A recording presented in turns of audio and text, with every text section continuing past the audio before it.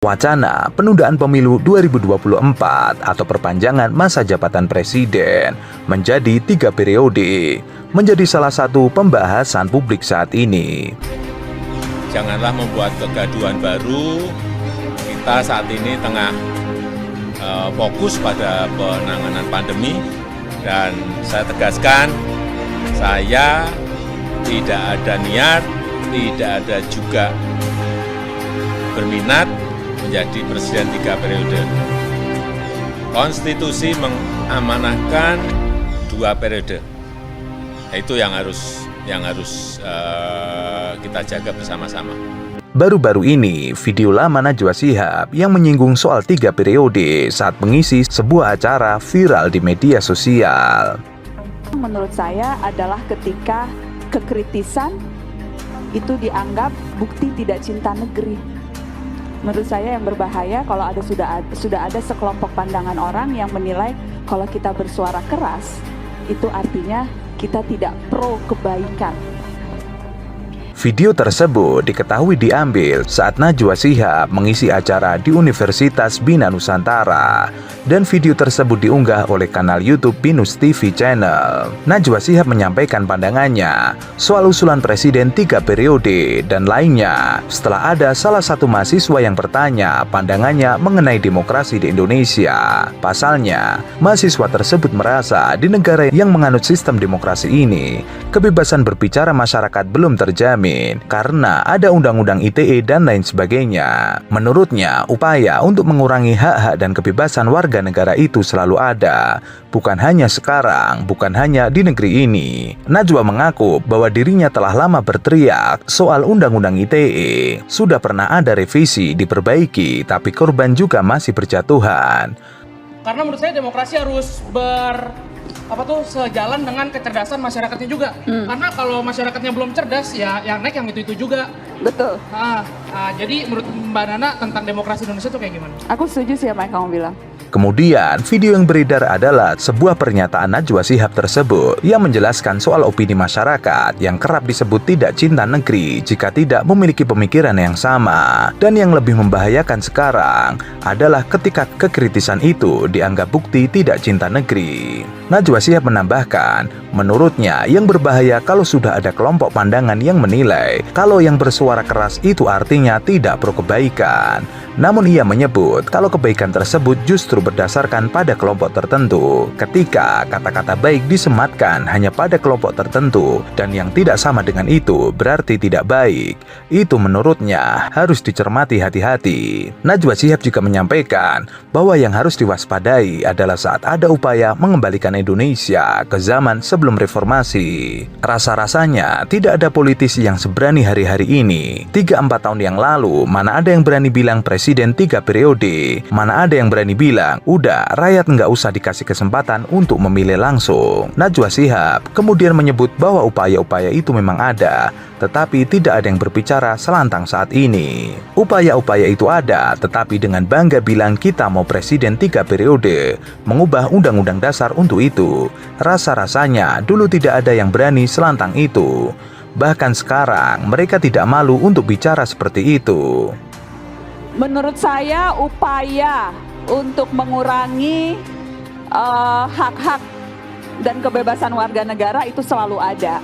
Selalu ada upaya itu, bukan hanya sekarang, bukan hanya di negeri ini, tapi di berbagai belahan dunia manapun. Selalu akan ada upaya untuk mengekang kebebasan individu. Undang-undang ITE kita teriak-teriak soal itu udah lama banget ya nggak sih? Sudah pernah ada revisi, diperbaiki, tapi korban juga masih terus berjatuhan. Dan yang lebih membahayakan sekarang menurut saya adalah ketika kekritisan itu dianggap bukti tidak cinta negeri. Menurut saya yang berbahaya kalau sudah ada sekelompok pandangan orang yang menilai kalau kita bersuara keras itu artinya kita tidak pro kebaikan. Ketika kata-kata baik disematkan hanya pada kelompok tertentu dan yang tidak sama dengan orang itu berarti tidak baik. Itu menurut saya yang harus kita cermati hati-hati. Dan ketika ada upaya-upaya untuk mengembalikan lagi Indonesia ke zaman sebelum reformasi, itu yang harus betul-betul kita waspadai. Rasa-rasanya tidak ada politisi yang seberani hari-hari ini loh. 3-4 tahun yang lalu, mana ada yang berani bilang presiden 3 periode, ya nggak sih? Mana ada yang berani bilang udah rakyat nggak usah dikasih kesempatan untuk memilih langsung. Upaya-upaya itu ada, tapi dengan bangga bilang kita mau presiden 3 periode, mengubah undang-undang dasar untuk itu. Rasa-rasanya dulu nggak ada yang berani selantang itu ya. Dan bahwa sekarang mereka tidak malu untuk bicara seperti itu, yang bahkan oleh Pak Jokowi sudah dibilang ini menampar muka saya nih. Kemarin kan panjang tuh Pak Jokowi bilang. Dipilih 3 periode itu ada 3 menurut saya. 1, ingin menampar muka saya. Ya. Yang kedua, ingin cari muka. Padahal saya sudah punya muka. Yang ketiga, ingin menjerumuskan. Itu aja. Usulan itu menampar muka saya. Saya adalah produk dari hasil pemilihan langsung. Kalau memang amandemen akan membuat negeri ini mundur demokrasinya, tidak perlu ada amandemen. Jadi beruntung masih ada pemimpin yang mau bersuara selantang itu, tetapi bahwa upaya-upaya itu sudah kasat mata, itu yang harus diwaspadai. Dan menurut saya, sekarang situasinya agak sedikit jelimet. Ketika orang dengan mudah gampang melabeli kelompok tertentu. Cingkrang dan cadar lu radikal. Belain KPK lu kadrun. Sekarang seperti itu kan? Pemisahan antara kita dan mereka jurannya menjadi sedemikian parah. Dan kalau dianggap tidak sesuai dengan satu pemikiran kelompoknya, lu tidak Pancasilais. Mengklaim Pancasila sebagai satu-satunya penafsiran yang hanya berlaku di kelompoknya dan yang lain tidak Pancasilais. Itu kan hal-hal yang terus-menerus disuarakan oleh para pegiat HAM ya. Bagaimana kita harus hati-hati menyikapi ini. Dan saya banyak berharap mahasiswa sih yang tidak punya kepentingan apapun. Mahasiswa maha atas siswa. Jadi ketika kemudian nilai itu tidak dijadikan sebagai pegangan, segalanya menjadi boleh. Segalanya menjadi boleh. Dan nilai-nilai itu yang harus kita kembalikan. Jadi ketika kita bicara perubahan, maka kita artinya mengembalikan nilai-nilai menjadi pegangan di dalam menjalankan pengelolaan Republik ini. Bakal calon presiden Anies Baswedan mengatakan aturan main menjelang kontestasi pemilihan presiden 2024 mesti dijaga dan dihormati bersama. Ia berharap kontestasi berlangsung adil dan pemegang kewenangan bisa mempertahankan netralitasnya. Yang dibutuhkan hanyalah fair play, kesetaraan kesempatan, kenetralan dari yang memegang kekuasaan. Kalau itu terjadi, insya Allah ikhtiar bisa kita laksanakan. Yang kita butuhkan hanyalah fair play. Yang kita butuhkan hanyalah kesetaraan kesempatan. Yang kita butuhkan adalah kenetralan dari yang memegang kewenangan. Anies menjelaskan tantangan dan dinamika untuk mengembalikan spirit maupun nilai bangsa Indonesia begitu besar. Ia mengatakan hal tersebut tercermin dari perasaan banyak orang mengenai kualitas demokrasi. Ia sering mempertanyakan soal itu, apakah kualitas demokrasi menurun? Alih-alih kualitas demokrasi yang menurun, Anies mengatakan orang-orang yang tidak berkomitmen pada demokrasi makin berani mengungkapkan pendapatnya belakangan ini. Oleh sebab itu, ia mengajak pihak yang berkomitmen pada demokrasi agar lebih kuat lagi mengungkapkan pikirannya. Saya rasa kualitas demokrasi kita itu tidak menurun. Tetapi orang-orang yang tidak komit pada demokrasi sekarang lebih berani untuk mengungkapkan pikirannya. Saya ulang. Mereka yang tidak komit dengan prinsip demokrasi sekarang lebih berani mengungkapkan pikirannya. Karena itu kita yang komit dengan demokrasi harus lebih kuat lagi mengungkapkan pikiran kita. Anies mengaku tidak pernah membayangkan ada petinggi yang mengajak mengubah konstitusi. Kalaupun ada wacana itu, Anies menyebut biasanya dilakukan dalam forum yang tertutup. Tapi di ruang terbuka, ia mengatakan yang tidak dibayangkan banyak orang. Ada orang yang berada dalam posisi kunci, Menko, mengatakan mengubah konstitusi. Anies menyatakan wacana mengubah konstitusi mesti dilawan. Menurutnya, hal itu perlu dilakukan demi menyelamatkan semangat reformasi yang diperjuangkan sejak tahun 1998 lalu. Kita tidak pernah membayangkan ada petinggi menyatakan mari kita ubah konstitusi. Tidak pernah membayangkan. Kalaupun ada itu pertemuan ruang-ruang tertutup, bukan? Tapi di ruang terbuka mengatakan itu tidak pernah terbayang. Ada orang yang berada dalam posisi kunci nih, Menko mengatakan merubah konstitusi dengan jumlah orang berapa banyak yang mau mendukung. Aturan main harus dijaga, harus dihormati. Insya Allah ke depan akan jauh lebih baik. Selain itu, Anies juga mengatakan tantangan dan dinamika untuk mengembalikan spirit serta nilai bangsa Indonesia begitu besar. Hal itu tercermin dari perasaan banyak orang mengenai kualitas demokrasi. Anies mengaku kerap mendapatkan banyak pertanyaan ihwal kualitas demokrasi Indonesia. Ia menyebut orang-orang yang tidak berkomitmen terhadap demokrasi lah yang saat ini berani mengungkapkan pikirannya. Ia mengulangi, mereka yang tidak komit pada prinsip demokrasi sekarang lebih berani mengungkapkan pikirannya. Ia mengaku tidak pernah membayangkan seorang menteri koordinator membicarakan ihwal gagasan mengubah konstitusi. Orang-orang yang tidak komit pada demokrasi inilah yang mesti dilawan. Kalau dulu mereka berpikir tidak setara, hari ini tidak ada orang biasa-biasa saja bisa jadi wali kota. Tidak ada biasa-biasa saja jadi bupati. Tidak ada orang dari background keluarga non-ningrat, non-aristokrat bisa menjadi seseorang.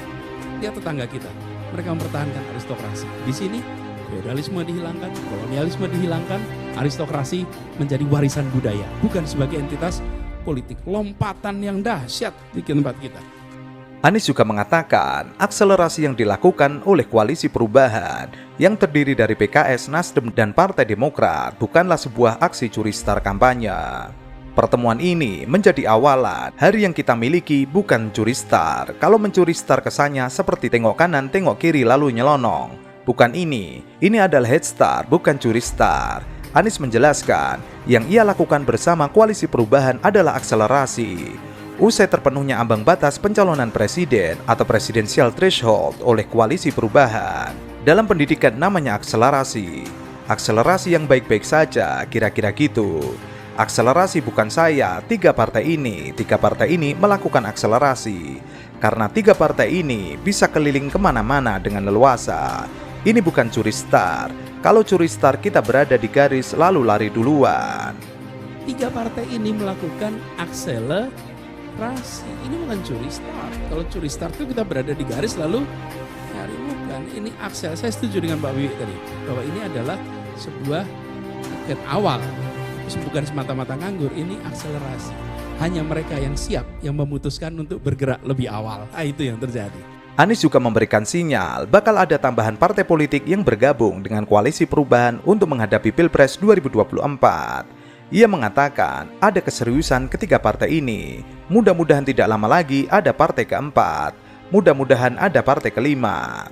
Meski begitu, Anies tidak menyebut siapa partai politik yang akan bergabung bersama Nasdem, Demokrat, dan PKS itu. Ia menegaskan, parpol koalisi biasanya menyelesaikan pekerjaannya lebih dahulu, baru diumumkan.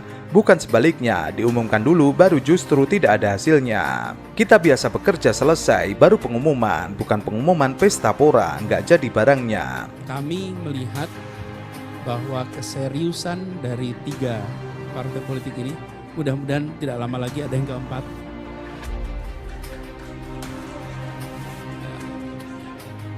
Kita biasa kerja selesai baru pengumuman.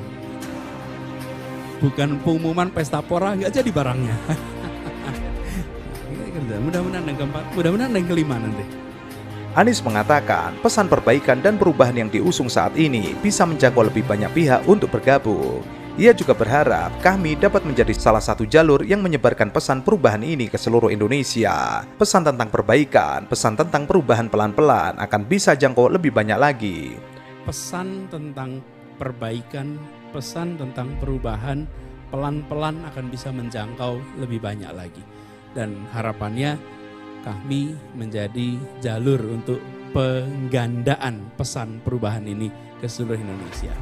Ditemui usai acara, Anies enggan menyebut partai yang akan merapat ke koalisinya. Ia mengatakan kita lihat saja nanti. Selalu dari dulu enggak pernah mengungkit, tapi beres, kata Anies. Hari ini yang kita miliki sesungguhnya bukan mencuri start. Kalau mencuri start itu kesannya seperti tengok kanan kiri cari kesempatan nyelonong. Bukan, ini adalah head start. Bukan mencuri start, ini head start.